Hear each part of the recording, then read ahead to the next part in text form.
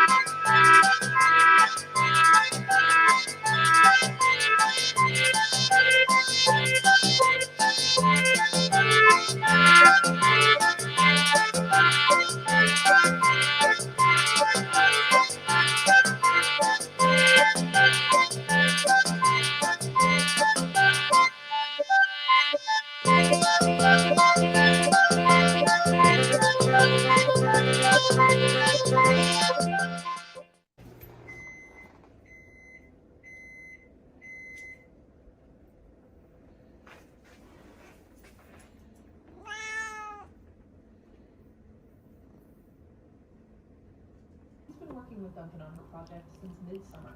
We had an initial meet and greet in the beginning. Eagle Scout, the most prestigious rank in Boy Scouts, and she wasn't even allowed to join until February of 2019.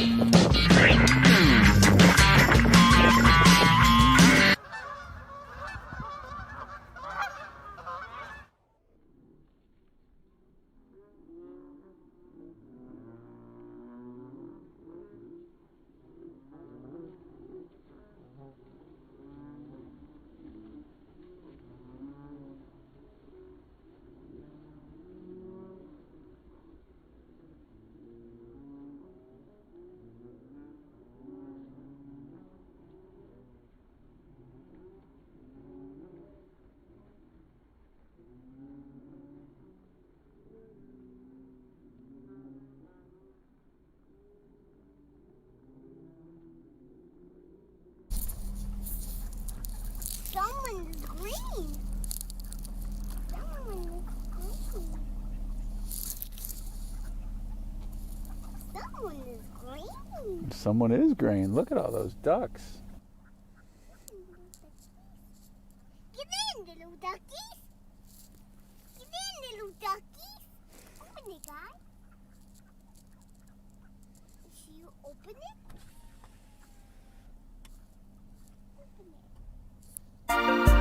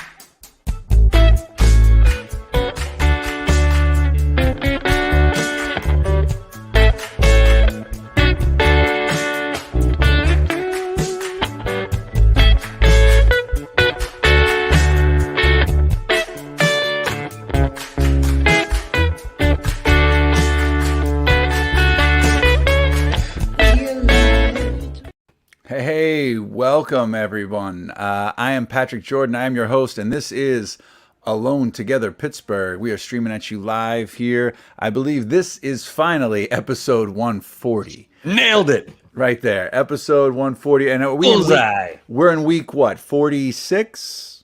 Yeah, on the point, on the tip of the pencil. I'm feeling it, yes. So if it's your first time joining us, thank you for welcoming us into your home and mobile devices. We are here. If it's your first time, we started the show the day the shelter-in-place order came in from the state. And we've been doing it ever since, even though that we never really opened back up fully. We never expected to be doing the show this long, but here we are. Now that you're all caught up, we did the show to give a sense of community with everyone. We do a lot of dumb stuff, but we get some good stuff in there too. Hopefully you'll find out about that tonight. Before I get to what's coming up tonight, because we've got some fantastic guests are going to be here tonight. It is Thursday night, so you know what that means. Kate Romane is going to be here. Chef Kate's going to be telling us what Kate ate, right? So that's going to be coming up a little later. And earlier in the show, we've got Rich Condon from Civil War Pittsburgh. So we're thrilled to have him. I got a lot of questions about the organization and the Civil War's connection to the Pittsburgh area. So we're excited to have him on there. But before we get to the guests tonight, a couple of pieces of housekeeping happening below me here that's tickering across the screen. That is our Venmo. It is @TogetherPGH. So if you could kick in a couple of bucks to support the artists involved with the show, the money goes directly to them on each night. So anything that you give would be greatly appreciated. $1, $3, $5. If you give $500, you get to come on the show as a guest. So I'm just letting you know there right now. So get it on @TogetherPGH. That's the PayPal. That's also the Venmo. If you got questions about anything, go to togetherpgh.com and you'll find easy links and some sweet Pete Spinda graphics before that happens. Couple other things. All right, look, that's the man who does the design work. Is it George Michael? Is it Pete Spinda? I don't know. Well, it looks like he's number one. He's having that dry January still going on. So which is funny because he's drinking like some kombucha in a can. What is that stuff called that you're drinking, Pete? Hop tea. Hop tea. All right. It's tea with hops. Yeah, it's like seltzer water that has a little bit of hop flavor. Hop flavor. So is it like the equivalent of like O'Doul's? No, it's more like a seltzer. Do you drink like LaCroix or any of the like Pellegrino or anything? Yeah, I know what it is. So it's similar to that, but it's got like the hint of hops. So like, I don't know. Okay, no, I feel that. That's good. Good to know. I can't believe you were drinking that shit for like 3 months, and I've never asked till today. So you don't care about me, Patrick. I care about you. I care about you and your livelihood. I was just curious about the taste of it. Anyway, thank you for that. So we've got a poll tonight.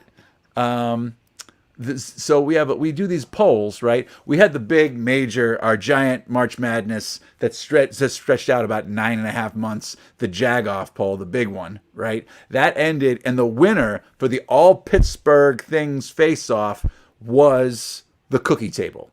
Okay, so the cookie table defeated Kurt Angle in the finals. We're staying away from the overnight polls for a little while here, letting the victor have its spoils. The cookie table is kind of doing a victory lap right now, but we're doing some in-show polls, stuff that we're curious about. So the in-show polls, the LIL Jag-Off, is brought to you by Engine House 25 Winery. So before I get to the actual poll, I'm going to let you know to check out Engine House 25 Winery. Go to eh25.com. If you can find your wine, you don't want to wait in lines at the liquor store, you're worried about COVID, they've got curbside and they're doing free delivery. Bring it to your door.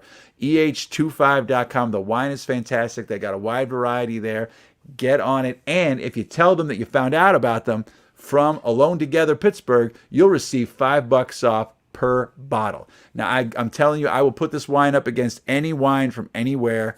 And this is bottled, crushed, destemmed, all that in Pittsburgh. The grapes, though, they're from Napa, Chile, and everywhere in between where like wine grapes grow. You can't really get a good wine grape in Pittsburgh. That's what I've heard. But you can get some fantastic wine made right there at 3339 Penn Avenue, right in Doughboy Square. Go to eh25.com. Tell them we sent you. $5 off per bottle. So tonight's poll, I believe, is a carryover from last night. Dave, am I right? Sounds like it. Whose idea was that? Well, Dave, you were running, and we were like, oh, we don't have a poll for tonight. So last night's was pretty intelligent. So we're going to keep that going because it's a serious question that we have here. It's already rolling. Votes are coming in. When do you think things are going to be opening up so we can go to live events again? Is it fall, winter, sprint, or who knows? So I'm guessing that would be, fall of 21, winter of 21, spring, summer, I'm guessing of 22. We'll figure that out. I'm guessing that's what sprint means. Bunny, is that what sprint means? 2022. Anyway, do you think it's going to be the summer? Do you think it's going to be the winter, the spring, the fall, whatever? When do you think? When are your gut telling you that it's going to happen? Because things are happening. Obviously, we started the show because there's a pandemic. We would not be doing Alone Together if there wasn't one. So we're going to keep doing this show till we're back open and back to business. Hopefully, if we can. I don't know if that's the party. But another thing that I talk about every night on the show here is the COVID numbers in Allegheny County. Now, if we're on a skewed level of freak out to not, we're not having 1,500 anymore like we were having about a month ago. So the things going on, I can hear you, Pete. Pete, I can still hear you. Okay. So anyway, Dave, you must be live. yeah, there we go. 140 episodes. Who gives a shit, right? We're still figuring this out. All right. So anyway, you said I don't care about you. I care about you, Pete. You don't care about me and my art. I just don't understand. I guess I gotta fix a couple. It's okay, buddy. We're figuring it out. We're all figuring it out together. 358 new cases in Allegheny County. Deaths aren't so great, but 358 new cases in the last 24 hours. Yes, it's under 400. That's great. We're trending in the right direction. A couple days ago, it was under 300. But just reminding you to don't be a jag. Just put on a mask, okay? Keep putting on a mask. Put on two if you got them. Take this stuff seriously. This new strand that just came out, it's in one of the Carolinas. I don't know which. There's 2 cases of it today. That's a little bit more vicious, a little more contagious. The vaccine, read an article today. You can still pass the virus even if you have the vaccine. It doesn't make you immune. It's not like, boom, you're wearing a shield. So the mask is the best thing we can have going on right now. So keep on wearing your mask. Bruce Springsteen would agree with me. Put on a fucking mask. That was the boss. Okay, so it was in South Carolina. I just got that from the Eye in the Sky, Mrs. Mansueto. South Carolina just got 2 cases of that. 2 cases that did not know each other. So there's going to be a couple more things there. So please lock it up, folks. Keep washing your hands. Keep social distancing. Take this stuff very seriously. Do not get lax. I mean, I can feel myself even trying to get lax. This stuff puts a wear and tear on you, as you probably already know. Maybe you haven't realized. Everybody's just so kind of gooned up running through this just to get to the next thing. Everyone's running on adrenaline. This is having an effect. I mean, so if you get into an argument in a relationship, make sure to maybe take a step back and be like, is that the Rona? Is that the Rona that's causing this? Maybe it is. Okay, everybody's hyped up. So take a deep breath. 6 feet or more. Keep washing your hands. Try not to go indoors. Don't have parties indoors. So that's my 10 cents. You can get more from that from anybody else. But let's get the votes going. Let's get some guests going. I'm ready to roll. Dave, Pete, are we ready for our first guest? Oh, yeah! All right. Well, our first guest is Rich Condon of Civil War Pittsburgh. Now, if you don't know what Civil War Pittsburgh is, it is dedicated to sharing the stories, locations related to Western Pennsylvania's role in the American Civil War. That's right. Through public programming and online content, they encourage education and the preservation of historic sites in our city. All right. It's amazing. Just going to the website alone will blow your mind, but I'm really excited to have Rich here. Let's bring him out here. Rich, where are you? Right here. All right. Thank you so much for being here with us tonight. Thanks for having me. And I know you're not in Pittsburgh right now. You happen to be in the Carolinas. Where are you? I'm in South Carolina, so it's funny you bring that up. Shit. I'm so sorry. So sorry to break that news for you tonight about that. But it's only 2 cases, so just we don't have to talk about that much anymore. Things have been pretty bad down here, though. Really? Yeah, we thankfully, we're about 10 minutes from the beach, so we probably spend most of our time there and outside in different parks and stuff like that. We don't go to any restaurants or anything like that around here. And thankfully, I brought I think about 4 or 5 different bookshelves worth of material down here to keep me busy. Okay, for so a possible 2-year pandemic. I don't know. So have you been digging in the books? Are these like historical books, or is this just regular fiction? Is this anything you're into? Honestly, most of it is historical, if not just Civil War stuff. So how did you get involved? We'll get to Civil War Pittsburgh in a sec. How did you get involved with the Civil War? Like the research?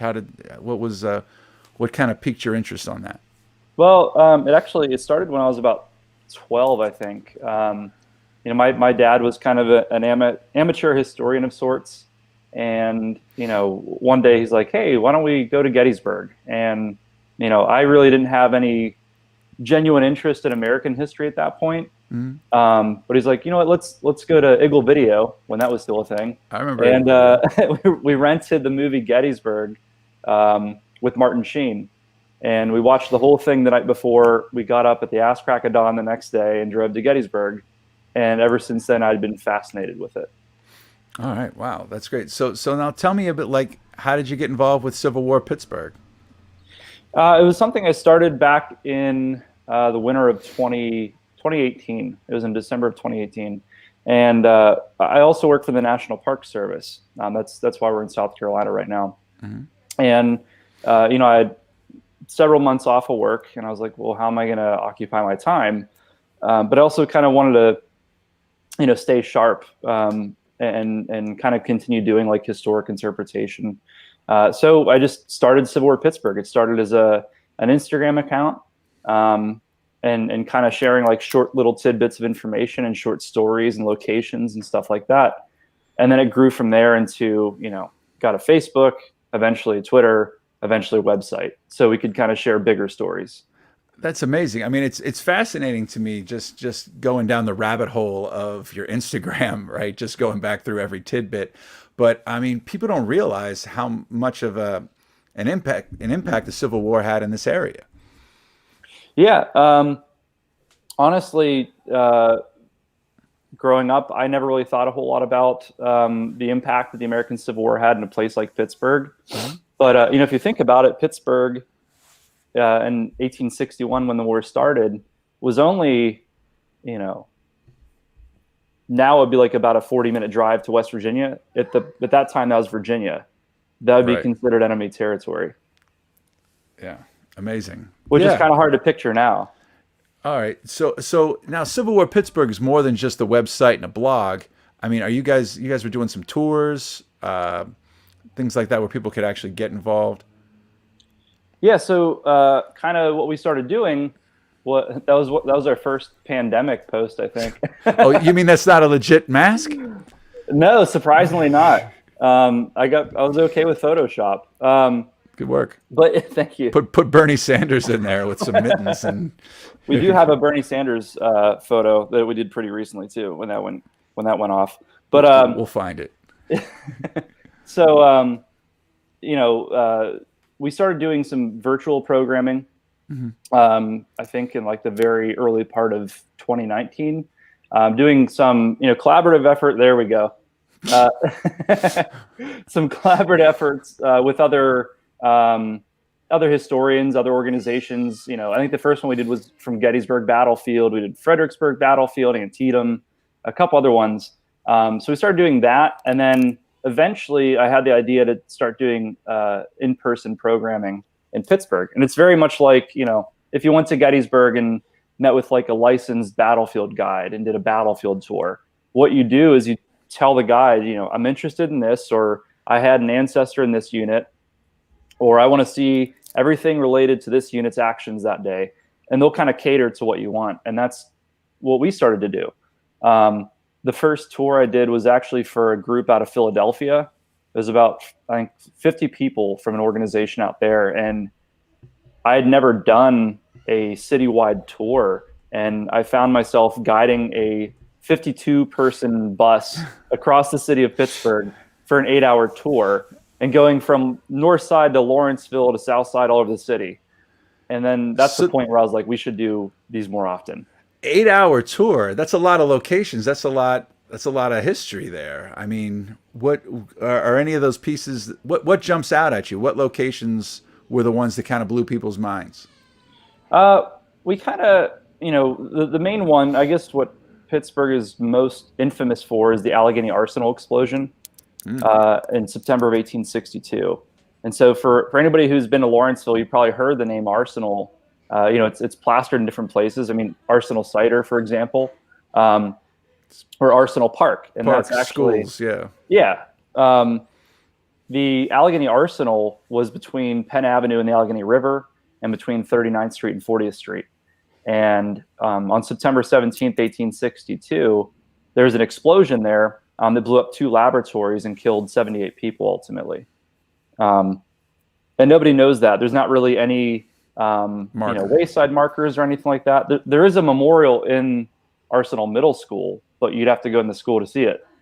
So anybody who's just playing baseball in the baseball field where it happened would have no idea what took place there.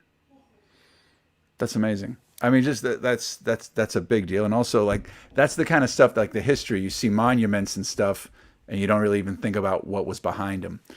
But yeah, wild. I mean, what's another one? Like, so the Arsenal one, where else did you go? You said the north side. What was the north side? So north side, for anybody who's ever been to Banjo Night, and I really miss Banjo Night, across from the Elks Lodge is the Hamptons Battery Monument. And it's a beautiful view of the city. It's right on Cedar Avenue, and it was actually placed by veterans of Hamptons Battery, which was an artillery unit that was recruited just from the Pittsburgh area. If you go to West Park, not too far away from there, you can see the Allegheny County Soldiers Monument, which is this tall spire right next to Lake Elizabeth, and it has it's basically dedicated to all the soldiers from Allegheny County who were killed during the Civil War. Yeah, I mean, speaking of that, I mean, we actually have some footage that might be from that you might not know about this footage, right? So there it is. They're at the cemetery right there in Lawrenceville. There's the gate. So that's the parade from what year was this? Have been 18? I think that was 1918, if I remember. 1918. Right. So you had some people that actually fought in the war that are marching there. Correct. And here's some live footage from that parade. Oh yeah, I saw that. Okay. Yeah. So here's the footage it's running. And okay. Maybe that's the wrong footage. All right. I'm sorry there. I'm sorry. That was our joke for you, Rich. That was our joke. Dave pulled up like. I remember that too. Wasn't that like New Year's Eve? Well, let's see there. There's the date. Yeah, that looks like the New Year's Eve 2015, I think. Yeah, 2015 is right there. 1-1. Yeah, like New Year's Eve. Somebody. Anyway, sorry. That was our fun joke here for this. I like that. Not a lot has changed really, and that somehow this is still the same angle. Perfectly. It is. It's as though they had a surveillance camera up since the Civil War, in a way. Well, I think that was like a $50,000 fix or somewhere in that range. From that, I think the lady drove through the iron fence and basically obliterated it. Oh, yeah, I was worried that they weren't going to be able to, because for a while they just had a chain link fence up, and I was thinking, it's the kind of thing where these beautiful wrought iron things, once they get destroyed. Did they have it remade? Do we know who remade it? That I'm not sure, but I know that was like an original 1840s gate. Oh, and she just destroyed it. And there was a little bit they had preserved and they put on display after the accident. But I don't know who made it, but they made it perfectly. It looks pretty much the same exact way it did before. That's amazing, because she split the archway for going the rate of speed that she was going to get through that. That wasn't like a 5 mile an hour. She's lucky she didn't kill anybody in the car. I mean, all those shards that were just thrown all over the place. Nothing, to my knowledge, nothing actually went through the window or anything. There's a reason why they sort of cordon off historical items and keep people away from them. We're lucky because we can't have nice things. Exactly. So, Rich, Have you been getting a lot of people inquiring about stuff from the Civil War with some of the events that kind of happened on the 6th? Have you getting more pings? Have people been kind of more inquisitive about what's going on? Yeah, I've had actually quite a few people reaching out to me since the 6th, and even before that. You know, when I started studying history and really delving into Civil War history, you know, a lot of people told me off the bat that Civil War history is not relevant anymore. And I can tell you, if you watch the footage from January 6th, seeing Confederate battle flags outside the Senate chamber, it is very relevant. If not, probably now more than ever since then, since Reconstruction. But yeah, I've had a lot of friends reach out and just random people asking, you know, my thoughts on what's going on, and why those kind of symbols are being used again. If you think about it, the Confederate battle flag has never made it into the Capitol building, even in the year following or years following the Civil War. I mean, Confederate veterans tried doing it, but it didn't happen until a bunch of insurrectionists broke in. Like a couple weeks ago. Yeah. Yeah, it's kind of like that. That was one of the images that actually kind of shook me about what happened on that day. When you saw the guy walking around, well, the multiple people walking around with that flag inside that just outside the chamber, but just that alone, kind of just the gravity of the situation and what was happening, and maybe they didn't, you know, maybe they needed more history before they were pulling that, or maybe there was. Well, they're taught a different kind of history, right? Yeah, and that goes into this. Well, segueing from that, apparently Dave Mansueto's great grandfather was named Robert E. Lee Wildman. No way. There you go, Dave. Did you know this? Wow. Shamefully, I did not. You didn't know this? Mom. I did not know.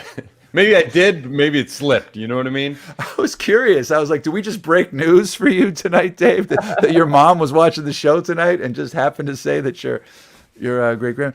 All right. So okay. So now COVID's happening.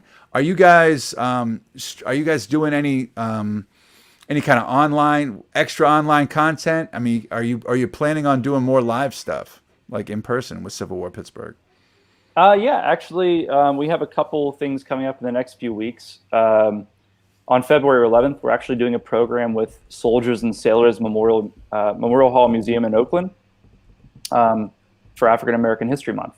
Oh, all right. So we're basically going to be talking about the African American experience in Western Pennsylvania, you know, before, during, and after the Civil War.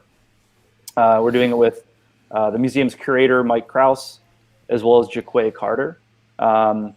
And who's also a local historian, and kind of talking about, you know, Underground Railroad stops in Pittsburgh, which a lot of people don't realize that Western Pennsylvania, there's a ton of Underground Railroad activity.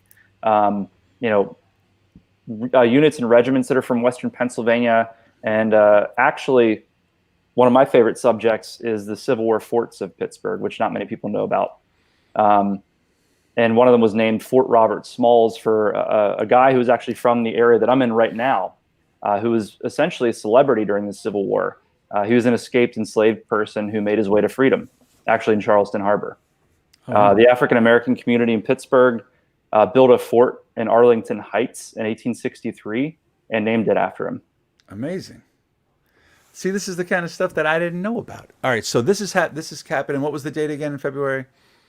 February 11th. February 11th. And this is going to be live. Can people tune in online to see this, or is this an in-person thing? No, it's all online. Okay, great. So if you go to Soldiers and Sailors Facebook page, the website, I believe they have all the information there.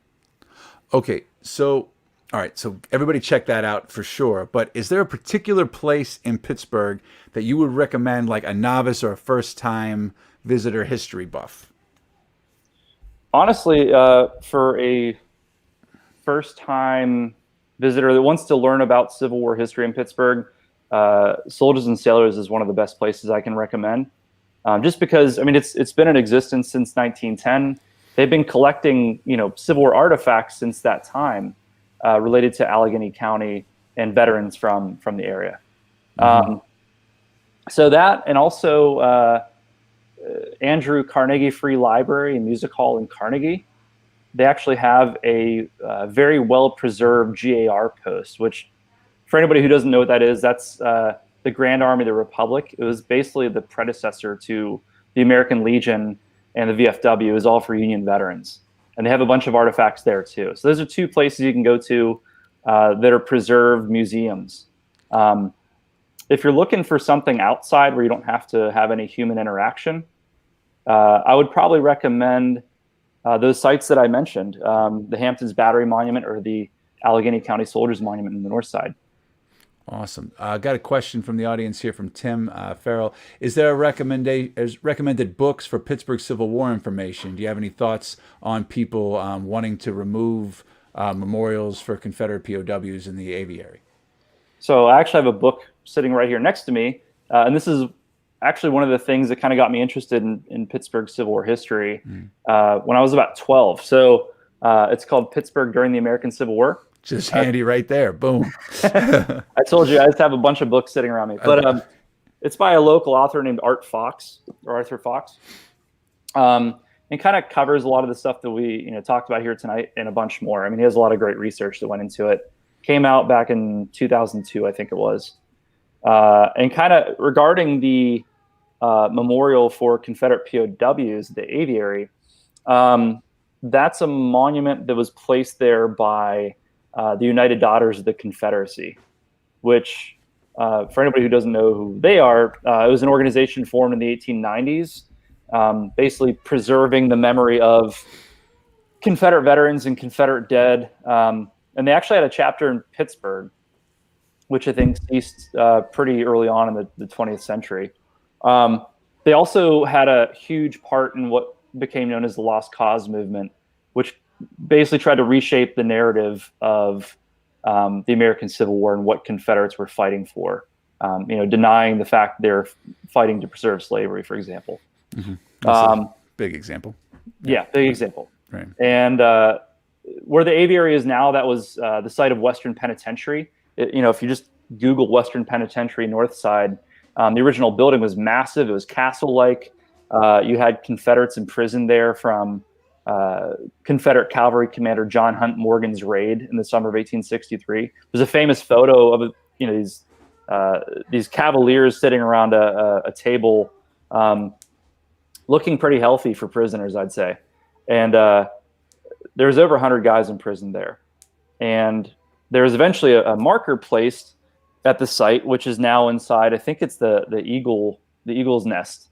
And I think as far as Confederate monuments go, and that one in particular, there's a place for them, and I think they need interpretation. Usually, some maybe added context, in many cases in a museum.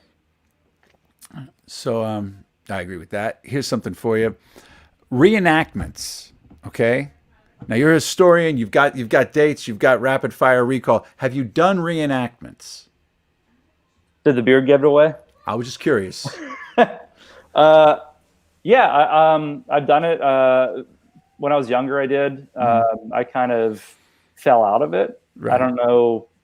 I can't say why exactly. I mean, I fell more in love with, I think, reading books and going to historic sites and stuff like that. Although I do find, reenactments and living history events really good for, interpretive purposes, though. I can imagine that. The guys in the booth just said, "Picture it didn't happen." Do you have any photos of you doing that? If you go deep in the archive on my personal Facebook, I'm sure you can find something. All right. So I was also curious about it because I'm looking at your backdrop right behind you there. There's something burning there behind you there. I have so many oil lamps around this place. It's unhealthy. It's unhealthy, but it's cool. I mean, it's the perfect backdrop. I don't think this is a reenactment, Dave. But anyway, he's just pulling like this is like my man in a t-shirt about to tell you a story. But yeah, so you collect some artifacts. You've got that going on there. You got the right vibe going there. So anything else before we got to move on here in a sec. But man, love talking to you, and I'd love to have you back on the show to just delve into some specific stuff. Maybe when you get closer to that, maybe we'll have you back around the February thing. Okay, is that a tintype photo? That was actually done right around Christmas. My girlfriend and I were in Gettysburg. I'm sorry she's cropped out of it.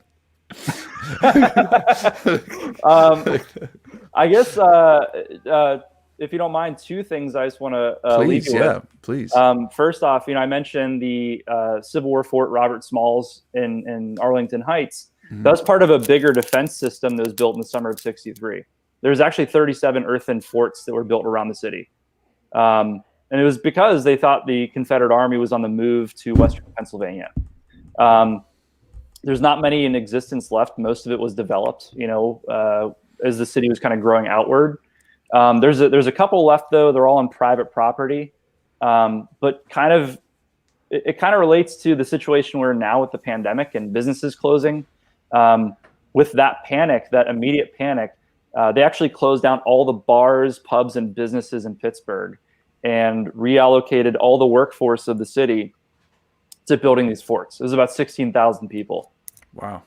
And actually, I did an article about it when the pandemic started for very local Pittsburgh. Mm-hmm. So you can learn more about that there. The second point was, we talked about kind of marking historic sites in Pittsburgh, like the Allegheny Arsenal explosion site. We're actually working with an organization out of Virginia called Civil War Trails. For anybody who's ever driven through Virginia, Maryland, North Carolina, Tennessee, on some of the main highways near Civil War sites, you'll see these like red, white, and blue wayside markers and signs that say Civil War Trails, interpreting different Civil War sites that aren't necessarily preserved. And we're actually trying to get them in Pittsburgh, working through them and Visit Pittsburgh to mark sites like the Allegheny Arsenal explosion site. So, for anybody who's interested in reaching out to Visit Pittsburgh or letting them know your interest in this kind of subject matter, gets us all the more closer to getting that kind of information in Pittsburgh. Oh, I think it's necessary. That'd be amazing. We'll get on it. We'll put links. We got links that are going to be coming on here. Dave and Peter on the links right now. Getting that going. Well, that's fantastic. And again, do you have anything coming up before February 11th? Oh, there we go. There's the full shot. There she is. That's Kim. There. She puts up with all my Civil War crap, thankfully. Well, you guys look good in this picture. The tintype. We got to bring those back. I think so. It's definitely worth it. Those are our Christmas present to ourselves. That's the way it should be. I think the next we're actually doing kind of a series, virtual series with the Abraham Lincoln Bookshop in Chicago. They have a couple different Pittsburgh-related items in their collection that we're kind of interpreting the story of those items. One of them is a book called Under the Maltese Cross, and it's about it's a regimental history. So it was written by veterans. That is not me. Jesus, Dave. It's written by veterans of this regiment from Western Pennsylvania. So I believe next Friday, we're going to be talking with him about that. Okay. And then on, I think it is. I actually almost had that facial hair about a year ago at this time. Anyway, go on. February 19th, we'll be doing a program with the Abraham Lincoln Bookshop as well, about the Abraham Lincoln inaugural visit to Pittsburgh in February of 1861. Okay, give me the cliff notes. What happened? What was going on in the inaugural visit? So, if you go to Northside, the post office there, I think it's on Federal Street, has a placard that was placed there, denoting the train station that used to be. Oh, there you go, a train station that used to be there.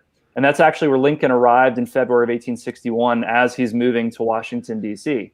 Oh, wow. And he crossed the Allegheny River, went to the Monongahela House Hotel in downtown Pittsburgh, and delivered his inaugural speech there. And he took off the next day. It was the only time he went to Pittsburgh. It's amazing, but he was here. There. Well, yeah, because you're not here anymore. But yeah, that's amazing. I guess we'll leave it with that, like, awesome Abraham Lincoln fact. So everybody, please check out Civil War Pittsburgh. The website's really easy to find. It's civilwarpittsburgh.com. We've got other fun links and stuff in there. Check it out. Follow him on Instagram. There's Dave's delving into the personal stuff now. All right, this is getting a little loose. That's Pete, before we graduated to tintypes. That's right. Well, that's how you go. This is You got to start somewhere. how it started, how it's going. You can get that going there. Pete, you got anything to add here, buddy? No. Okay, good talk.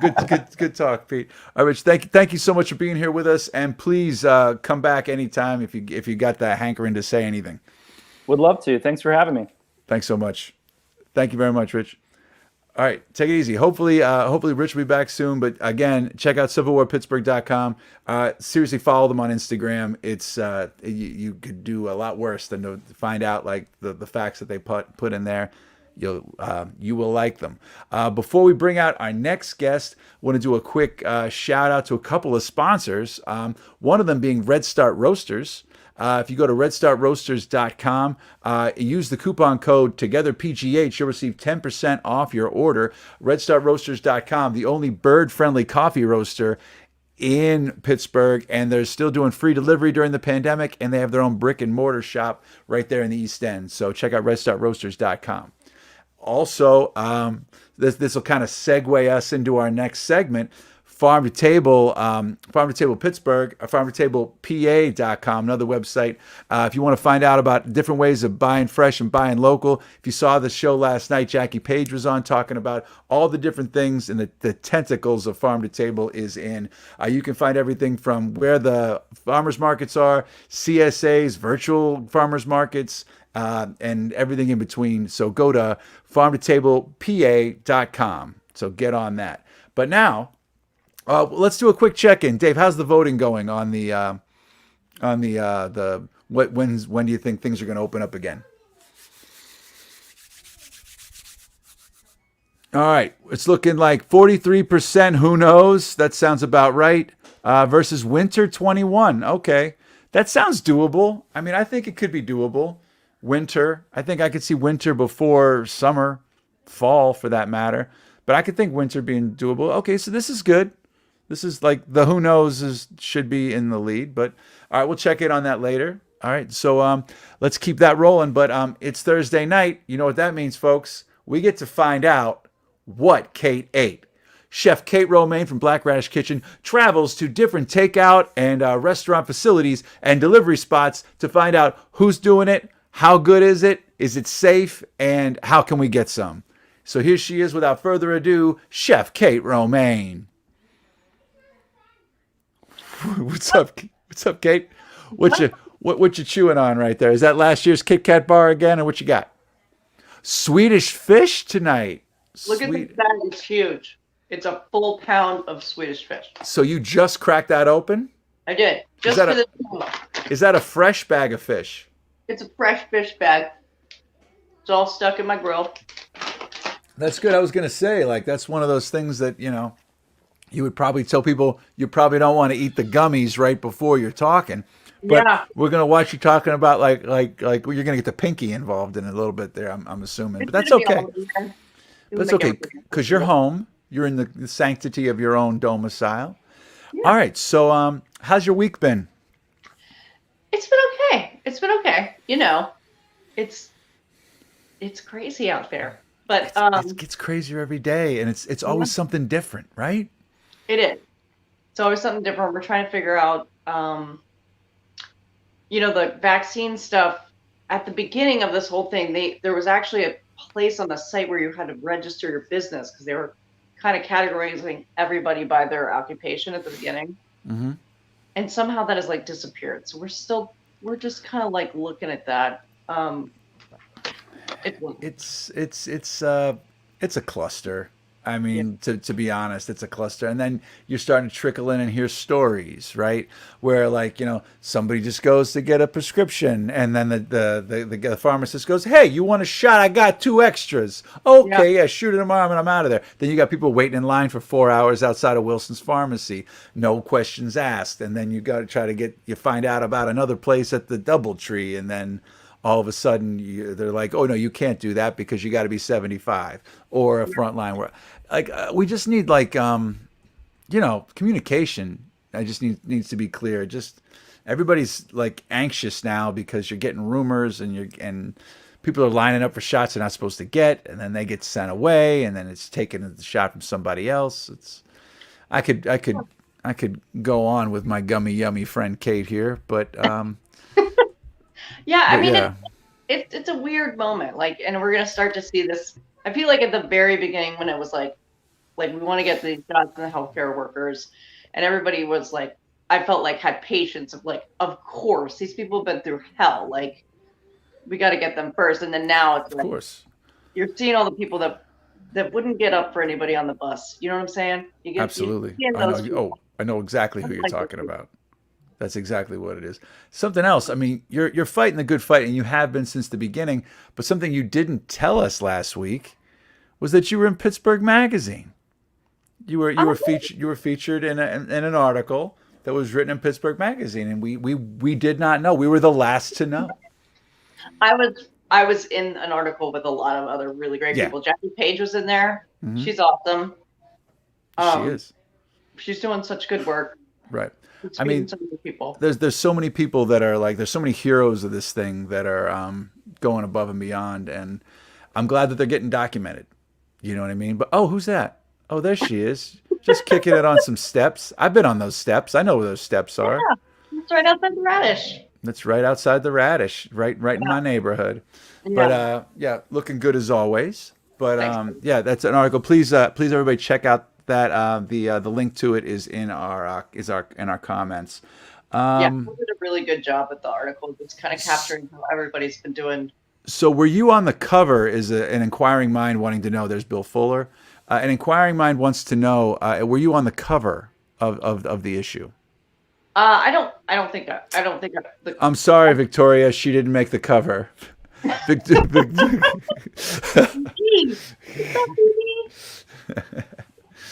Oh yeah. So anyway, that's amazing. All right. So Yeah. keep up the good work there. All right. So before Snack starts snoring a little louder, let's get into where you went before we start. Just kind of like bullshitting on the day. So Okay. what K8 is the segment? Kate, you made it to a few places this week. You had some delivery, maybe. Went to some places. So how many places in total did you make it to this week? I went to, well, I had delivery from Sakura Teppanyaki, which is in Squirrel Hill. Let's talk But they about have that. their own delivery, so you can order directly through their website to get delivery if you live within the area. So that's cool. I've been trying to figure out who is doing their own delivery right now. I'm reluctant to use a lot of the apps. Oh, that is actually, this little picture is from Smiling Banana Leaf. I haven't been back over to Highland Park. I don't make it over there very often, but today I was like, man, I just want some tom kai soup for lunch. I didn't blow it out. I didn't order everything on the menu like I normally do. That's okay. This looks like your photography skills are getting good too. Just saying, you're getting a little better. Yeah. Also, it's like I just don't need that much food. So, yeah, little lunch. It was great. I miss it over in Highland Park. That was like my home for a while when we had E Squared. Mm. So we were always getting Smiling Banana Leaf. I haven't gotten it in like a year. So it was great. Always friendly over there.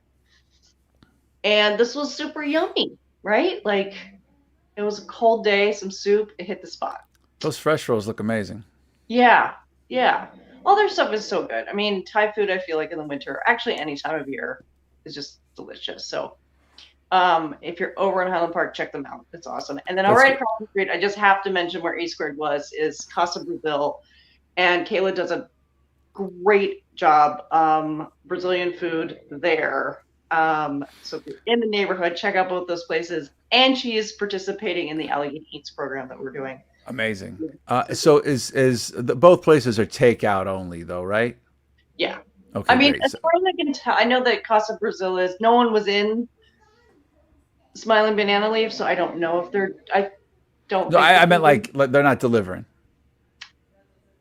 You got to go get it. Yeah, no, you can. I think Smiling Banana Leaf might be on like a Grubhub app. Okay.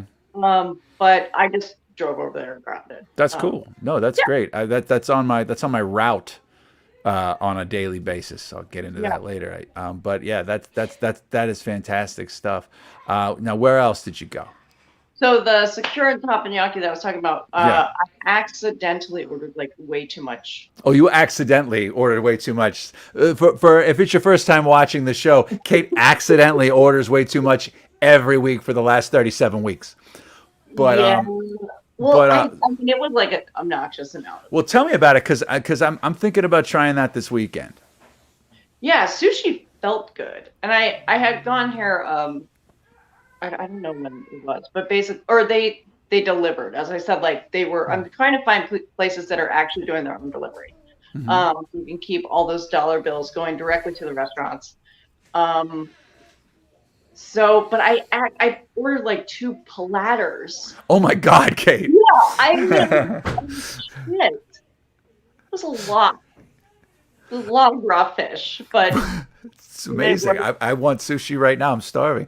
I tell you what, though, again, photography skills on point. You got lighting. It's like, this is good. All right, so talk to me. What am I looking at here? so there was definitely some tuna, salmon, and then a bunch of like little rolls. We got, I think, a California, like a veggie roll.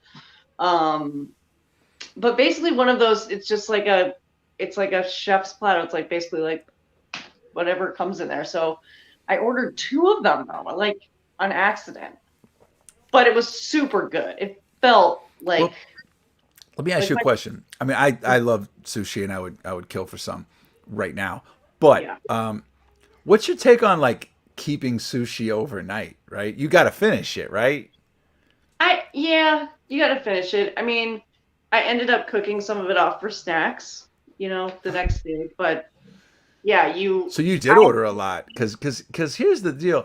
I don't know if it's like the clean plate club from childhood or whatever, but I'm gonna try to finish everything. Yeah. You know what I mean? Like especially with sushi, it's like, well, I got to do it. You know what I mean? And maybe I'll like trick myself and I'll take a little bit of the rice off. Yeah. So like I'll eat all that with just I'll like half rice the last couple pieces, so you get the fish, but just a little bit of rice. I mean, there's no shame in that, but you got to get it in. I haven't. I don't think I've ever kept sushi that I've never.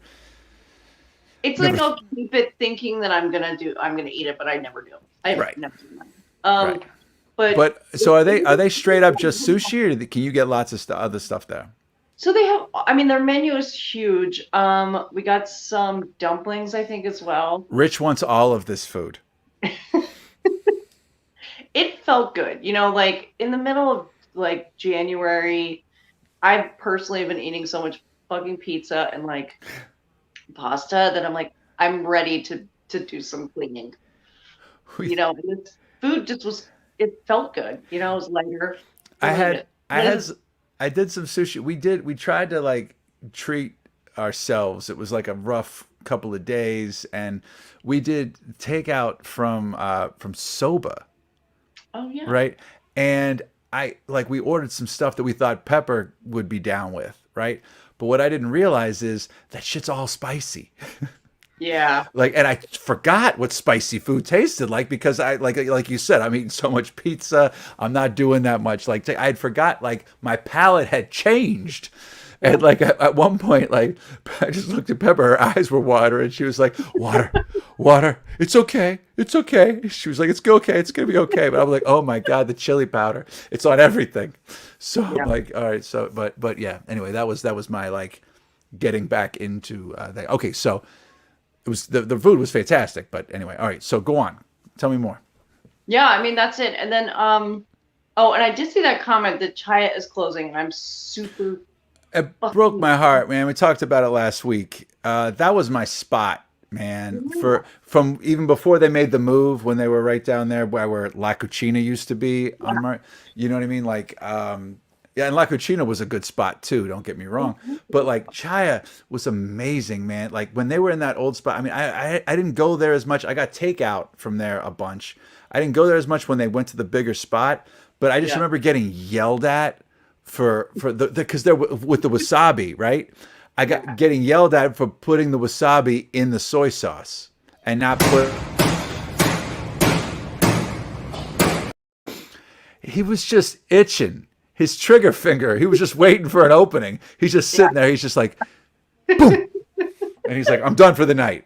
Thursday's complete. Yeah, but like because they got their wasabi from like this one place in like Seattle that had the right temperature, and you put the wasabi on the you know, you don't dip it in the soy sauce. You would, you know what I mean? That was it. So yeah, Chaya bummed me out, man, when I heard they were closing. It's just another fantastic Pittsburgh kind of institution in a sense that's a victim of this COVID bullshit.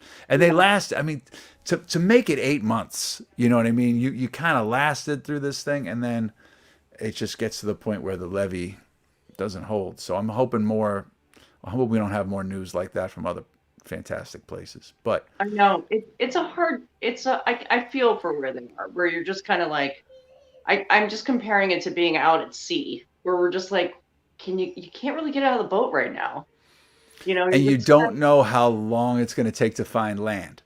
Yeah. You know, so everybody's wondering that. I think at this moment, especially because the first quarter of the year in Pittsburgh is never really a great one for most people. Period. Yeah. Yes, so, Victoria, we gave a shout out to Seattle's wasabi. But go on. Yeah, it's a tough time of year. I mean, after the holidays end, you know, January, February, you know, up until Valentine's Day, right? It's like a dead stick. Yeah. And then everybody's hanging out for Valentine's Day, which is really just around the corner. So that's like a good marker to be like, okay, we're going to get to spring soon. So speaking of Valentine's Day, you got stuff coming up with the radish for Valentine's Day? We do. We just put on for sale. We're doing a collaboration with Allegheny Wine Mixer and Pie Bird. It's $75 for a couple to have meatballs. You get a bottle of Chianti, a really good Chianti that Jamie's really excited about. And Pie Bird's making a amaretto cheesecake to go with black radish meatballs that we're also debuting our new vegetarian meatball on this. If you are a vegetarian, that is an option. Wait, it's $75 per couple? Yeah. So it's just $75 for two people. $5. Okay, not per person. Yeah. This is a deal. Okay. This is fantastic. Yeah, keep going. I didn't mean to interrupt. Oh, that's it. I mean, if you go to the Allegheny Wine Mixer social medias, all the information about how to get it is on there. That's dope. Yeah. Jamie's great. We love working with her, and obviously Anna and Jason over at Pie Bird are good friends. So awesome. Yeah, I jumped out of order with that, but like I just saw the opening. Did you go anyplace else? Oh, well, I did. I want to talk about Wild Rise Bakery, which they are working out of our space all night long. Those two bake all night long, and they're doing all gluten-free stuff. And so we're able to offer more gluten-free options with our belly baskets because we are working with Oliver, and he provides us bread and cookies and desserts and stuff. So it's a really good product. Like, you wouldn't even know it's gluten-free. He's making bagels now. The breads are super delicious. His cookies, his pie dough is amazing. So you can go to their website and find out what they have that week to order. And I think there's pickups at a farmer's market. They have different pickup sites each week. And also, I think he's selling out of the co-op. So if you can't make it to one of the pickup sites, you can find these products at the co-op in the East End. Which is in the neighborhood. Yeah, it's right down the street from us. So they're moving right along. It's a really, really good product. So how are the gluten-free bagels? I want to be real here. They're good. Really? They're really good. All right. Yeah, he's been working on that recipe, it seems like, for a while, and it looks awesome. I should never do this segment with you when I'm friggin' starving because I'm so hungry right now. I did not eat dinner, and I am just like, oh my God, I just want to eat everything. I want to call all these places and just have it shipped in like right now. But that's amazing. What's up, honey? Let's go upstairs. All right, go upstairs, honey. Have a good night. Pepper just said she's going to bed. She's done. She's like, good night, Dad. She was like, let's go upstairs. I'm out of here. I'm like, all right. Her mother's taking her to bed right now. So she's getting down. It's her witching hour. Yeah. I want a bagel. I want a bagel and eggs. So gluten-free. Okay, so there's a rumor going around the campfire that you're thinking about going gluten-free for a couple of days. I'm thinking about doing the no fun February thing. Because it's the least amount of days in a month. Exactly. If you're gonna pick a month, that's the one, right? Like, Gotcha. especially this year. So I'm thinking I'm definitely gonna try and do the no alcohol thing, and maybe no cheese. But I don't know if I can go gluten free. I mean, I make bread like every day. But I mean, you got these guys here right now. They're doing gluten free. It's right there, and they're cooking, they're baking at your place all night. You might be able to, still have. Yeah. You might be able to feed the monkey, right? Yeah. But not with gluten. It's just gonna be so much. I mean, I don't know how you could do it. I can't do gluten free for a month. Pete, are you doing gluten free too, Pete Spinda? I don't know. Pete's probably with the dog right now. How's Bunny doing, Dave? Is Bunny Lebowski? Pete had to go. Pete's on a errand, so he's not here. Great. Bunny he left Bunny with us though. I don't see Bunny. Sure. Oh, there she is. Oh, she's in the corner. There she is. She's in the corner there. Keeping things purring behind the scenes. It's Bunny. Good. The Bunny cam. We got to check in on the Bunny cam. How's Snacks doing, by the way? He's good. He's over here just. Cool. Victoria said, "Have your bagel and eat it too." She's right on point. There's Snacks. That's. Kate doesn't have indigestion. Oh my god, that was the greatest thing I've ever seen. Like he just lifted his one arm like a friggin' teenager. Just like yeah. That was a workout for him too. Actually, that was stuff. If you don't know, Snacks is the mascot of Alone Together Pittsburgh. Has his own little square in the corner. Yeah. But dope. All right, so I could see the no alcohol thing, but when you put gluten in there too, Kate, I mean that's. I mean, it might be like I might. Why go? I mean, I know there's people that are gluten intolerant, right? But what is the benefit of no fun February having gluten removed from it? What is? I don't know. I feel like when everybody does this, like the whole 30 diet, like everybody just like cleans out, like they eliminate gluten, and so I don't know if I want to go all whole 30. Like I am worried about my mental stability if I try and literally like I can't see people or eat bread. I don't know what's going to happen, Patrick. I mean, I gotta be real with you. I am of the mind that like let your freak flag fly. Like at this point now, everything is so effed up, right? There's a pandemic. There's like a deadly pandemic. Over 430,000 people have died. There's more people are like the numbers might be coming down, but the deaths are going up. Like we're all locked in. All of our businesses, we have to work 10 times as hard for a tenth of the money. And we're just trying to, like you said, we're in the middle of the ocean here, and everybody was trying to figure out how to tread water and where we're floating to, and no one said land ho yet. Yeah. So I feel like, I don't mean like get hammered every night, but like to take everything away for a full month when, goddamn, almost everything has already been taken away. Like you have a couple of things, a piece of bread. You know what I mean? Like is like, I understand the not drinking thing. I get that because I mean, early on in this, I'm guilty. Like I was drinking more than normal. You know what I mean? I was not that it was like overboard, but I was stockpiling like alcohol, like certain people are stockpiling like ammo. Like I literally was like just getting tequila and whiskey and scotch. I was just like, oh, well, you got some? Bring it over here. I'll give it. Like how much? All right, there you go. I was just like literally get that and toilet paper.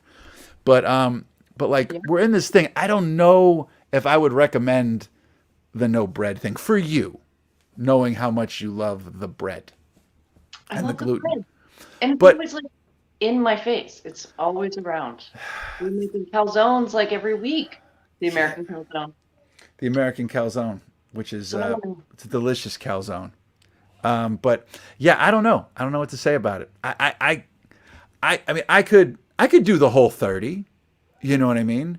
I might have a chip on my shoulder, but I mean, I could do that. I could not drink. That would be fine. You know what I mean? I'm just drinking white wine right now, which is like I'm not drinking. You know, so it's like it's literally like I'm essentially drinking like Gatorade right now for me right now. This is like, maybe I should just like cut out like liquids that contain like just colorless liquid. Like so, you know, vodka could fall into there. Like tequila. maybe, yeah, tequila, gin. Gin. I've never been big on gin. It just tastes like you're drinking a Christmas tree. I could never get into gin. It's not my favorite, but there was like a couple of summers where I had some fun with gin. Oh, you could have fun with. I could have fun with like Listerine. You know what I mean? Like, you know, there's. I'm just saying, like, there could be a time in the past that made sense, but yeah, I don't know. So I don't. Yeah. I mean, I'm not telling you not to do it, and I'm not saying that. I'm more on the bread here. Like not drinking. That's fine. You know what I mean? I think like I think everybody should should go for that and not be lost in that. But I just don't know, like, because I know how much you love bread. I know how much I love bread. I don't know how I could do it, like to the point where when I don't eat bread for a little while and then I see some bread, it's crazy. This is it, Dave. You're exactly right. This is exactly it. So, Dave, chime in here real quick and let's see your facial hair before we say goodnight. I'm not tuned up, Patrick. I'm gonna get tuned up for tomorrow. Okay, you know what I mean? For your debut. Okay, so here's the deal. So for tomorrow's show, I am going to because Dave shaved the monkey tail. Did you know that he did that, Kate? Yeah, I love it. Okay, I think it could be there forever. So he's going to sharpen it up. Okay, it's going to happen. Tune it up. Was it hard to do? Did you have an assistant or did you do that all yourself? Solo. It wasn't bad. It was one of the easier.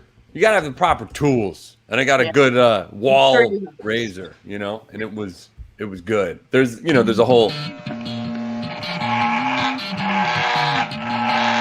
not gonna play the whole thing, but it's 3 minutes. Yeah.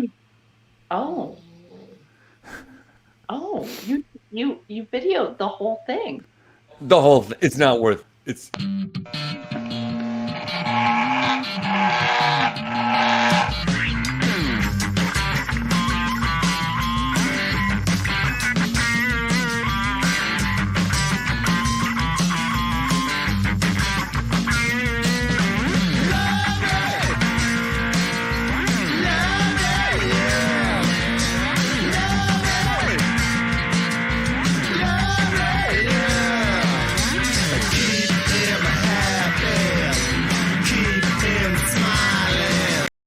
I had to speed it up because there's lots of spitting in the sink, and I didn't want people to see that because you get the things you just the whole time. You know what I mean? Yeah, and is that what that stuff was on your mirror? That's when I'm scrubbing my teeth. That's how I know I'm doing a good job. That mirror, it's almost like we need CSI who's going to come in there and be like, we got to get out of here. Like Double Dare. Run! So much DNA. There's so much. What is on that mirror? You're gonna have to take the mirror off the wall, lay it down, and pour like Lysol and Windex. Let it sit for a couple of days, get some goo gone, and then mix that stuff up. But that's what I like to call mirror patina. Mirror patina. So all right, a personal story. What are you gonna do? Are you gonna match these? So check this out. No, so I let it grow to here. I have to shave for something for next week anyway. So, but I had agreed last week. I'm gonna shave everything that's not white. That might be hard. So I'm gonna shave. I'm white. gonna carve. Hey, take it easy, Kate. Just calm down. Just chill. Be cool. All right. But no. So here's the deal. I'm gonna shave. Obviously, all of this over here. I'm gonna the patch in the middle, which is like one giant soul patch right now on its own. But like I'm gonna leave like pom poms. See, because it's still black under here. It's just these two chin balls All right. So what I'm going to do is it's going to look like that, but white. Oh my God, I can't wait. So I'm going to try to carve this out. It's going to be, everything's going to be easy except for the center part here. Because I have like the Mach 15 with like 37 blades in the razor, right? So I can't really do the artwork. I don't have like the old straight razor. You know, it would be cool, you know, if I did, but I do not. Like if Rich probably has a straight razor that he could hit on Rich, do you have a straight razor that I could go? Wow, that was quick. Rich is still with us. Like, so I'm going to try to shave this. I know you obviously haven't shaved in a while, right? No. But you're a straight razor guy, because I could see you like, you know, hitting with the leather strap and then just going in with the old, like, you know, Doc Holliday style. I know I look old timey, but honestly, I don't own a straight razor. Surprisingly, I just have an electric one. Okay. And I barely use that. All right. Okay, that's good. Well, I'm glad we chimed in with a historian for that thing here. So, Kate, you want to ask Rich anything? Rich, you got anything for Kate before we start wrapping things up here tonight? I'm so impressed. I think that's I was so interested in everything you had to say. I had no idea that there was so much history. I did know about the Arsenal explosion thing because I went to the History Museum, the Heinz History Center. Yeah. And I used to live right over there in Lawrenceville, so that was really interesting. I'm so impressed with everything you're doing. It's cool. Thank you so much. And I love hearing about food in my hometown because honestly, there's not a whole lot of selection down here. Oh, yeah. So I was seeing all your pictures and I was like, I want all of that here. I can't complain too much. We have a lot of seafood, but you know. Good barbecue. Well, and beaches. And beaches. Oh. Beaches and barbecue. Okay, so here's to beaches and barbecue and us getting through this friggin' winter. Anyway, we're gonna wrap things up here right now. On behalf of little info. Oh, there's a little info on the meatball massacre. There it is, folks. Get ready. I like that pitch work there. Okay. So we're gonna wrap things up here tonight. Don't forget to check out Civil War Pittsburgh. Check out what Kate's doing at Black Radish Kitchen. Also looking into what's going on at Allegheny Eats. Get that going there. Dave, who's the great grandfather was Robert E. Lee Wildman. Now you got that going for you. Dave's gonna trim up his stuff. I'm just gonna have pom poms. I'm probably gonna look 137 years old, but it's just the white. Just the white. This is the pandemic white. This wasn't white before the pandemic. So that happened. And the meatball massacre, check in on that. Thank you all. Keep wearing a mask. Keep taking care of each other. Take it easy. And remember what Sally Wiggin says. All right, we're not going to remember what Sally Wiggin said. But when I walk out and there's someone without a mask and they come too close to me, I'm just racked with fear, and then I want to punch them in the face. Okay, so it's real. She's the friggin' president of Pittsburgh. I don't care. You can have mayors, you can have governors, you can have, you know, what's Rich Fitzgerald's title? I just blanked. County executive, all that stuff. Sally Wiggins in charge. All right, so put your mask on, because if you might see Sally, you might get a right hook.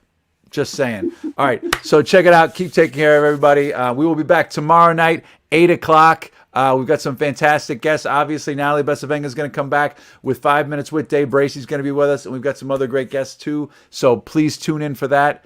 We're signing off for tonight. Thank you, everybody. And stay safe and take care of each other. Thanks, guys. Thank Bye, you. guys.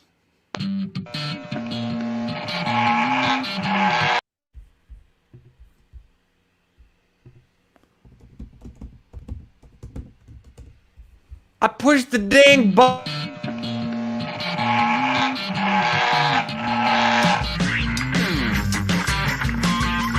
It's amazing. Look at that mirror.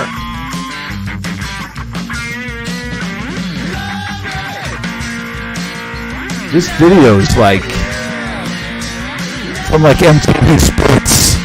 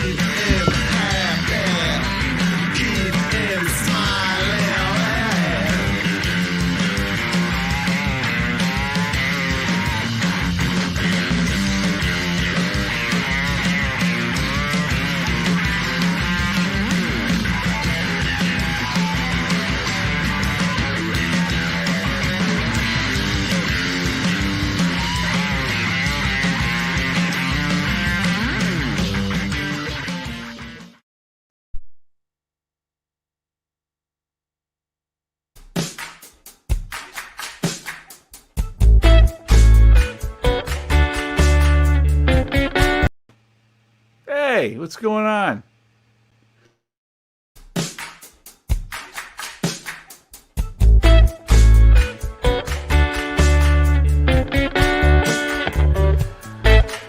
So check this out.